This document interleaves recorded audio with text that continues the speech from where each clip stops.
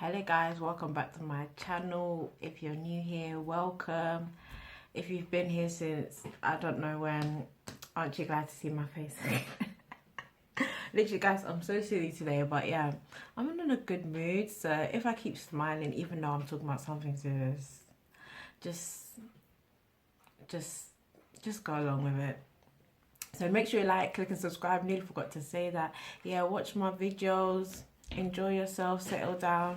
So today's video is basically gonna be on micro influencers, how people are starting to trust smaller influencers or micro influencers more than bigger influencers, and how brands are really catching on. And I feel so silly, like I am just gonna say right off the bat, I am disappointed in myself.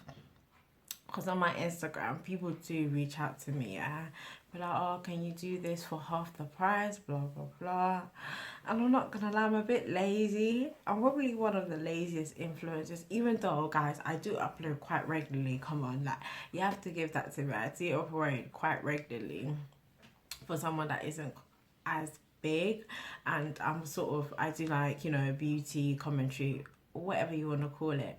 So the problem with this year, I feel like brands are using micro influencers or smaller influencers as a scapegoat, as to save money, because I can't talk for all smaller influencers here, but I'm sure the money that you're getting, number one, it won't be as great because you don't have the following to back you up. Even though you might have a lot of people commenting, oh, I trust your reviews, you're the only one I go to. I find that not to be true, because even me, yeah, some influencers, I don't trust as much, but if I need that code, just to get that 10-20% off, I've done it. I'll probably still keep doing it, unless it's someone I really don't like, you know, I really don't like, then I won't, you know, be putting money in their pockets. But if it's someone, you know, I'm just like, oh, I don't really know much, but they've got a code and this product is nice. Yeah, I'm gonna cop that code. So yeah, brands catching on onto this. That, oh yeah, people are like, oh yeah, we don't trust the larger influencers, they lie, all they want is money. Just because they've got a big following, they do what they want. They don't care about the products, the service, the ethics, the morals. They don't care about anything behind it. All they care about is the pounds and dollars. We need to be smarter. As a smaller influencer myself, like, we get so happy. I've done it myself. I'm not here to be like, oh yeah, you guys are bad out here, because I know myself, I've done it. You know, you'll tag a brand so that, you know, they'll notice you. Everybody is kind of in a pick me, oh yeah, see me kind of, you know, vibe. Like, oh, I want this brand to notice me so I can go somewhere. Which there's absolutely nothing wrong with that. If you do want to progress, you know, and become a bigger influencer and get all these brand deals and see what all these other bigger influencers are promoting, and I don't mean they're promoting it in a sense as in this is what you're going to how do I say it?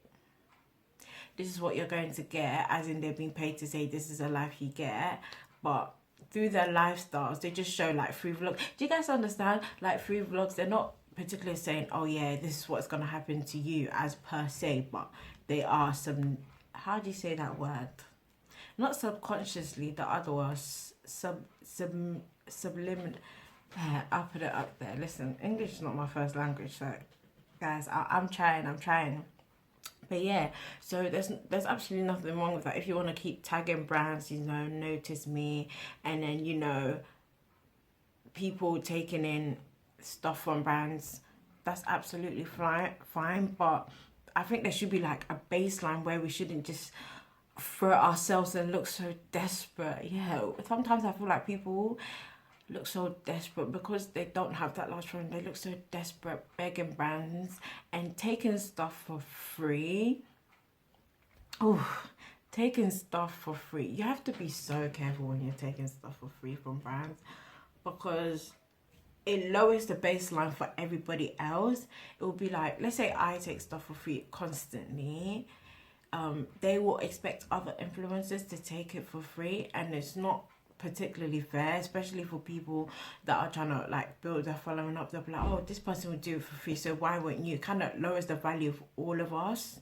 Do you know what I mean? But me, I don't really mind. I'm enjoying myself on this YouTube, but I've been noticing it a lot. Like, brands think they're clever. Oh yeah, we're not going to pay you this much because you don't have a large following, blah, blah, blah.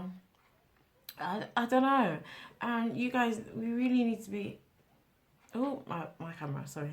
What point was I even trying to say? So, an example of this was, I can't fully remember the details. I think it was Anastasia Beverly Hills, which I bought my first product from them, yeah, which was like their brow pomade. And that stuff is amazing. Oh, I don't even know why I didn't try that stuff before. And I think I got some lip stuff as well. I haven't tried the lip stuff, but boy, that name is worth it. But yeah, they were talking about, oh yeah, if you're a smaller influence, blah blah blah. People are rushing on Twitter. Oh yeah, pick me, do this, do that. And it's like, guys, what are people willing to settle themselves for just to get noticed? And sometimes you do have to be careful on micro influencers themselves, because if they're willing to do this now, yeah, fair enough, you will not. I've already said it's fine if you want to get up there. But if it's a continuous thing here, if those people are willing to do that now, imagine what they're willing to do when they get higher up the ladder. Just think about it. If you're willing to just throw yourself and just to get free makeup, get all, like a little bit of, you know, recognition, just to do the most, yeah, what won't you be willing to do when you get higher up?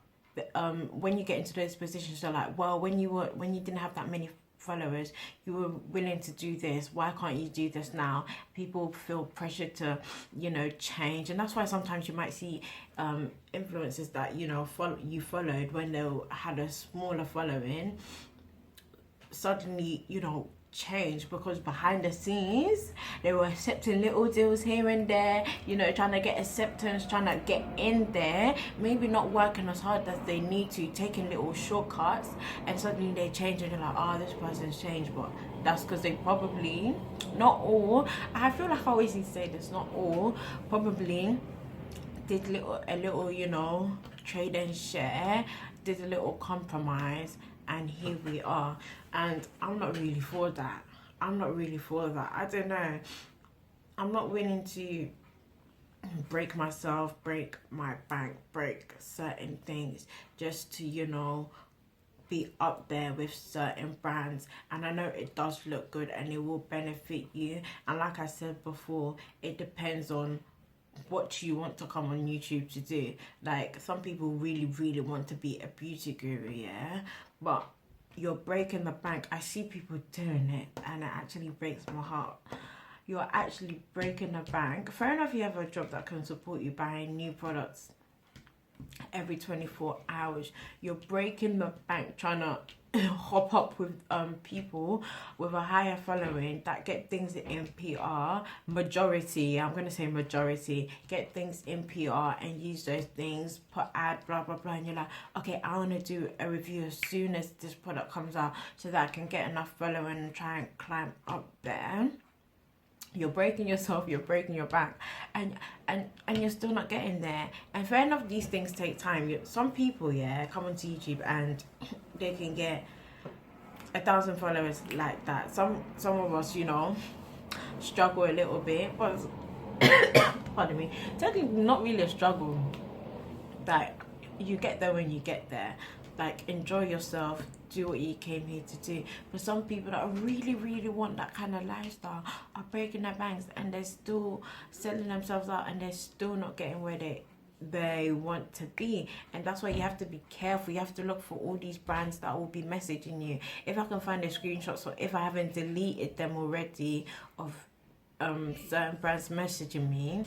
So like I said, if I can get videos of like, or screenshots of certain brands messaging me, we have to be wiser. We're not for these little tricks of, I'll give you half price this, but you have to buy all this and show it to the small enough followers that you have, and just sell yourself out just to do well in YouTube. So that's all I really have for you guys today. So basically,